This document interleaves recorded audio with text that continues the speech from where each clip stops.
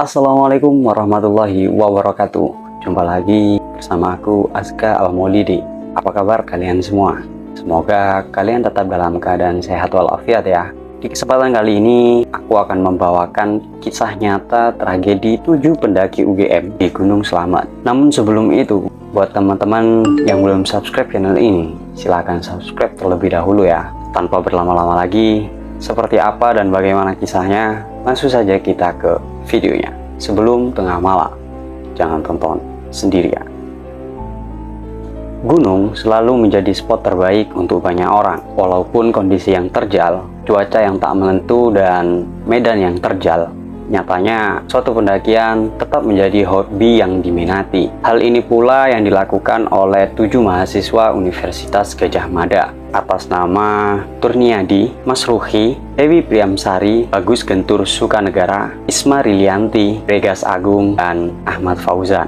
Mereka berangkat pada hari Minggu, tepatnya tanggal 4 Februari 2001. Pagi hari dari Gelanggangan, mahasiswa UGM ke stasiun Lempuyang menuju Bumi Ayu.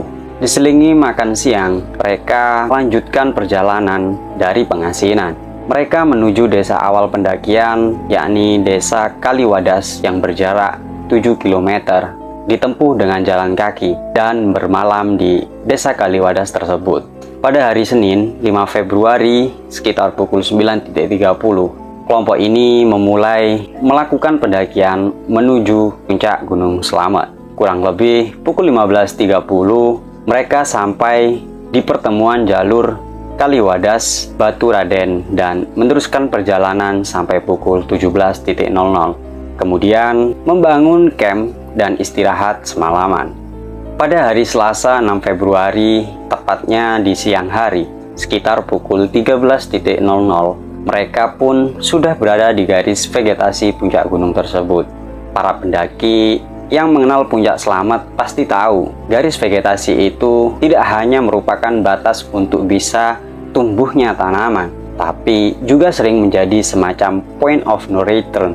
Begitu pendaki melewati garis tersebut menuju puncak, bahaya badai dan kabut tebal sering datang dengan tiba-tiba. Dan jika ini terjadi, maka akan sulit untuk kembali ke posisi awal dan lebih baik meneruskan perjalanan. Dan benar saja, meski sudah mencapai batas vegetasi, mereka terhambat untuk meneruskan perjalanan ke puncak. Mereka berencana jika memungkinkan pada hari Selasa langsung naik ke puncak dan sorenya langsung turun ke Bambangan. Namun badai tiba di puncak Slamet diselimuti kabut tebal. Mereka lantas memutuskan untuk membuat base camp dan mendirikan 3 tenda di dekat garis vegetasi gunung yang berketinggian 3.432 mdpl.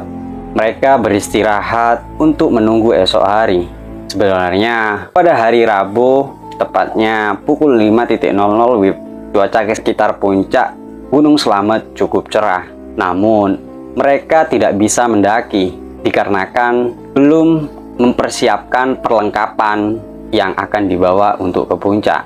Baru sekitar pukul 06.00 barang-barang sudah selesai dikemas. Dengan menyisakan 1 tenda yang dibiarkan tetap berdiri, mereka menuju puncak. Namun saat itu pula, kabut tebal dan badai angin kencang kembali melanda puncak Gunung Slamet secara mendadak. Mereka kembali masuk ke tenda tadi karena mereka tak mau mengambil resiko terserang hipotermia. Hipotermia dapat kapan saja menyerang mereka, karena pada saat itu suhu di bawah 0 derajat Celcius. Sekitar pukul 10.00, badai mulai reda. Meskipun puncak masih diselimuti kabut, namun angin tidak lagi menderu kencang. Sebenarnya ada rasa keraguan untuk naik ke puncak melihat perubahan cuaca yang tak menentu. Akan tetapi Mas Ruhi dan Dodo sebagai pendamping menyatakan berani untuk mengantar sampai ke puncak. Pada akhirnya perjalanan naik ke puncak diteruskan saat itu juga. Tapi di tengah pendakian, badai mendera kembali. Mereka masuk dalam situasi point of no return. Saat itu mereka berada di tengah perjalanan antara batas vegetasi dan puncak. Mereka sempat berencana untuk kembali turun ke base camp. Akan tetapi baik kembali ke base camp maupun meneruskan untuk ke puncak sama sulitnya. Akhirnya mereka memutuskan untuk meneruskan pendakian hingga ke puncak. Saat itu jarak pandang hanya sekitar setengah meter karena tebalnya kabut. Mas Ruhi, mahasiswa Visipol UGM, tiba-tiba berteriak minta tolong. Dia diduga terserang hipotermia dan terguling ke lereng. Mereka semua mendengar suara itu. Namun, karena tebalnya kabut, mereka tidak bisa melakukan apapun. Setelah mereka berenam sampai ke puncak Gunung Selamat, di puncak yang juga bibir kawah Selamat itu, mereka mendirikan tenda dan menginap semalam. Saat itu, mereka tidak mungkin kembali karena badai makin menjadi-jadi. Bahkan hingga keesokan harinya, pada hari Kamis, tepatnya tanggal 8 bulan 2, badai tak juga reda, mengingat kondisi fisik mereka makin lemah, padahal masih membutuhkan tenaga untuk turun. Dan pada akhirnya, mereka memaksakan diri untuk turun. Saat itu Mas Ruhi yang kondisi fisiknya masih lemah, kembali terserang hipotermia. Dia sempat terguling lagi, namun beruntung bergas yang ada di depan Mas Ruhi sempat menghadang tubuhnya. Jika tidak, tubuh Mas Ruhi saat itu juga sudah masuk ke dalam jurang. 5 pendaki lain segera mendekati tubuh Mas Ruhi dan Bargas yang sedang terjatuh. Mereka memutuskan menunda perjalanan dan kembali mendirikan tenda di sekitar lokasi jatuhnya Mas Ruhi. Padahal saat itu mereka berada di kawasan nol vegetasi, atau tepatnya di puncak Gunung Selamat. Tiba-tiba beberapa meter di bawah mereka terdengar sayup-sayup suara beberapa orang yang berteriak-teriak. Namun mereka tak mendengar secara jelas apa yang orang-orang itu ucapkan. Mereka hanya bisa berkomunikasi dengan fluid agar tidak saling kehilangan kontak. Mereka lantas meminta Dewi untuk mendekati asal teriakan tersebut, dipandu suara fluid dari pendaki lain. Akhirnya Dewi dapat mendekati mereka. Suara itu ternyata berasal dari pendaki Jakarta, tapi tidak berani memberi pertolongan karena kabut terlalu tebal. Para pendaki asal Jakarta itu memutuskan untuk turun ke Bambangan, desa terdekat di kaki Gunung Selamat. Untuk minta pertolongan dari desa tersebut, Dewi diputuskan ikut bersama pendaki dari Jakarta tadi untuk turun ke bawah. Saat itu, kondisi Mas Ruhi masih hidup. Hanya saja kondisinya terlihat payah. Dalam perjalanan turun bersama pendaki Jakarta itu, Dewi sempat bertemu tim SAR dan sampai di Bambangan pada hari Kamis malam, sekitar pukul 21.30. Segera setelah itu, Dewi yang mahasiswi D3 Fakultas Geografi Universitas Gadjah Mada melaporkan kepada Kapolsek. Sementara itu, siang hari menjelang sore, di atas sana cerita getir terjadi. Maut kemudian merenggut 5 nyawa pendaki Mapagama itu satu demi satu. Korban pertama adalah Mas Ruhi. Mas Ruhi mengembuskan nafas terakhirnya di lokasi base camp, tepatnya di Pangkuan Dodo. Mereka memutuskan untuk turun meninggalkan jenazah Mas Ruhi dengan pertimbangan akan dievakuasi kemudian setelah mendapatkan bantuan. Namun, kondisi fisik Bargas dan Fauzan sudah sangat kelelahan. Baru turun beberapa meter, Fauzan terjatuh di selokan dan terguling beberapa meter. Bargas juga tampak kepayahan. Akhirnya diputuskan untuk mendirikan tenda dan menginap lagi semalam di tempat ini. Fauzan terserang hipotermia, sementara persediaan logistik juga semakin terbatas.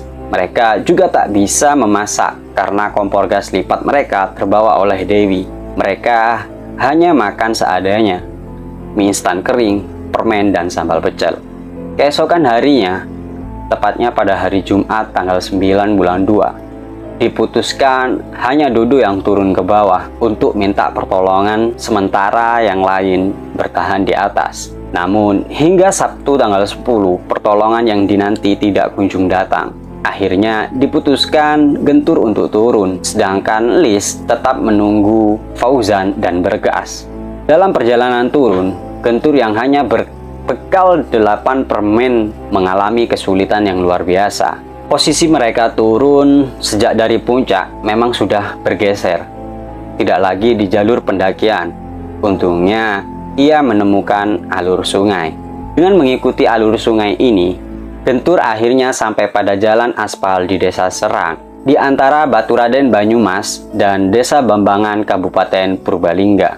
Sampai di tempat itu pada hari Minggu, tepatnya tanggal 11 bulan 2 pagi, Gentur langsung minta diantar tukang ojek ke desa Bambangan. Begitu sampai, Gentur baru tahu Dodo tidak pernah sampai di desa terakhir rute pendakian Gunung Slamet itu. Dari situlah kemudian tim SAR dari berbagai kelompok pecinta alam sejumlah universitas dibantu warga Bambangan dan Basarnas. Pada hari Senin 12 Februari, Fauzan, mahasiswa D3 Geografi Universitas Gadjah Mada, yang pertama kali ditemukan oleh tim SAR dalam kondisi sudah meninggal dunia di dalam tenda 20 meter di bawah garis vegetasi.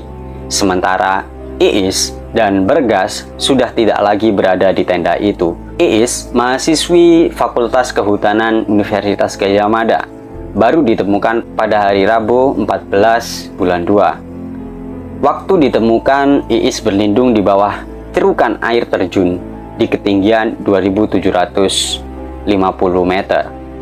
Hanya mengenakan raincoat yang basah dengan kerudung atau jilbab yang dilepas. Kondisi fisiknya sudah teramat payah. Gigi depan patah, luka di tulang kering kaki kanan dan leher, namun ia masih hidup dan sadar. Karena sudah sore, 3 anggota tim SRU yang menemukan Iis memutuskan untuk mendirikan tenda dan bermalam. Setelah mengganti baju Iis yang basah, tim SRU langsung membuat api unggun dan melakukan penyelamatan skin to skin untuk mengatasi hipotermia yang diderita oleh Iis. Dari sore sampai malam, hanya itulah yang bisa dilakukan. Eko Cahyo, anggota SRU 3 dari unit P3K UGM, memutuskan memasukkan Iis ke dalam sleeping bag sekitar pukul 22.00. Iis mulai membaik dan bisa bicara serta menjawab beberapa pertanyaan-pertanyaan yang diajukan dengan mudah. Pada hari Kamis 15 bulan 2 pukul 1.00, Eko Cahyo mendapat giliran untuk tidur, dan Samsi pun menggantikan posisi Eko untuk menjaga Iis dengan membuat api unggun dan mengajak ngobrol serta menempelkan penghangat ke tubuh Iis. Pukul 03.00, Samsi berbaring di sebelah Iis, dan karena kelelahan, Samsi pun akhirnya tertidur. Ketika terbangun sekitar pukul 4.30, keduanya mendapati kondisi Iis sudah kritis tanpa respon, sehingga dilakukan pernapasan buatan sampai sekitar 20 menit. Sampai pukul 5.20, terus diupayakan penyelamatan namun gagal. Dan pagi harinya, sekitar pukul 07.00, mereka mengirim berita bahwa Iis sudah meninggal dunia. Pada hari yang sama saat Iis ditemukan, Rabu tanggal 14 bulan 2, tim SAR yang dipecah-pecah menjadi beberapa unit kecil juga menemukan Dodo yang semula turun sendirian untuk meminta bantuan. Mahasiswa Fakultas Hukum UGM ini juga diketemukan sudah meninggal. Sementara Bergas, mahasiswa Fakultas Peternakan UGM, ditemukan pada hari Sabtu 17 bulan 2 dan juga meninggal dunia. Jasadnya ditemukan di dekat batas vegetasi, dan korban terakhir yang ditemukan adalah Mas Ruhi.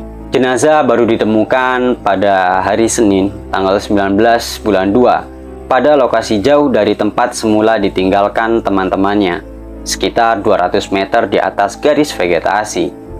Pindahnya posisi jasad Mas Ruhi ini juga sempat menjadi pertanyaan kala itu. Dan dari 7 pendaki Mapagama itu, hanya 2 pendaki, yaitu Dewi dan Guntur, yang selamat. Nama kelima korban yang meninggal dunia kemudian diabadikan melalui sebuah plakat berbentuk segitiga di Gunung Slamet yang dibuat oleh keluarga besar Mapagama. Bagaimana menurut teman-teman? Apakah kisah ini menarik dan sudah menjadi pelajaran buat teman-teman khususnya yang suka mendaki? Jika iya, maka jangan lupa untuk like dan share ke teman-teman kalian, agar menjadi pembelajaran juga buat teman-teman kalian. Dan tinggalkan komentar di bawah jika teman-teman memiliki sebuah opini atau pendapat yang terkait dengan kisah ini. Silahkan berikan saran atau kritikan kalian juga ya tentang video ini. Buat teman-teman yang belum subscribe channel ini, jangan lupa untuk subscribe dan nyalakan tombol notifikasinya, agar teman-teman tidak ketinggalan video-video aku selanjutnya. Kirim juga kisah horor kalian ke email yang sudah aku sediakan di kolom deskripsi. See you next video. Aku Azka Al-Maulidi. Wassalamualaikum warahmatullahi wabarakatuh. Sebelum tengah malam, jangan tonton sendirian.